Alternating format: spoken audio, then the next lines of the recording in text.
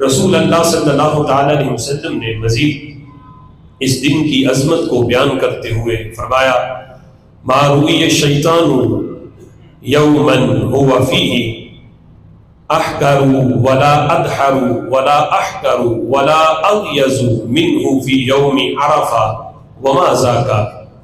الا من تنزل الرحمہ وتجاوز اللہ عن الذنوب العظام۔ میرے آقا فرماتے ہیں کہ عرفہ کے دن جب یہ 9 ذی الحج کا دن آتا ہے، فرمایا اس دن سے بڑھ کر کبھی بھی شیطان اتنا ذلیل نہیں ہوتا، اتنا حقیر نہیں ہوتا، اتنا غصے سے بھرا ہوا نہیں ہوتا۔ جس دن 9 ذی الحج کا جو یوم عرفہ ہے، اس دن شیطان سب سے زیادہ حقیر ہوتا ہے، ذلیل ہوتا ہے، رسوا ہوتا ہے، اور اس دن اسے سب سے زیادہ غصہ آتا ہے۔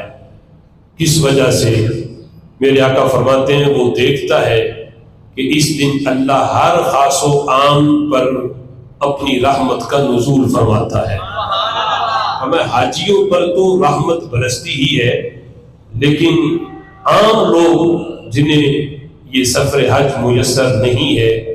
جنہیں میدان عرفات میں جانا نصیب نہیں ہوا، لیکن وہ اس دن کی عظمت کو سمجھتے ہوئے اللہ کی عبادت میں مصروف ہیں، نفلی روزے میں ہیں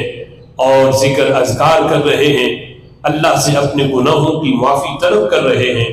اس دن کی عظمت کو سمجھتے ہیں، وہ روح زمین کے کسی کونے میں بھی ہوں، فرمایا اللہ کی رحمت ان پہ برستی ہے، اور خالق کائنات جل جلالہ بڑے بڑے گناہ بھی اس دن اپنے بندوں کے معاف فرما دیتا ہے۔ فرمایا جس وقت شیطان یہ چیز دیکھتا ہے کہ حاجی ہی صرف اس عظمت میں خاص نہیں ہے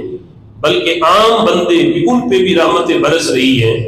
تو شیطان یہ دیکھتا ہے اور وہ رسوا ہوتا ہے، اسے بڑا غصہ آتا ہے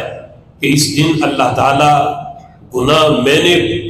کتنے وسوسے دلا کے ان سے گناہ کروائے،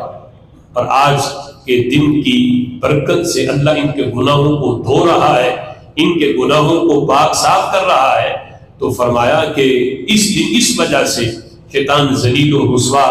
اور سب سے زیادہ غصے میں ہوتا ہے۔ بقیہ پورے سال کے جتنے ایام ہیں ان میں شیطان کی اتنی رسوائی نہیں ہوتی جتنی اس دن شیطان اپنی ذلت اور رسوائی کو محسوس کرتا ہے۔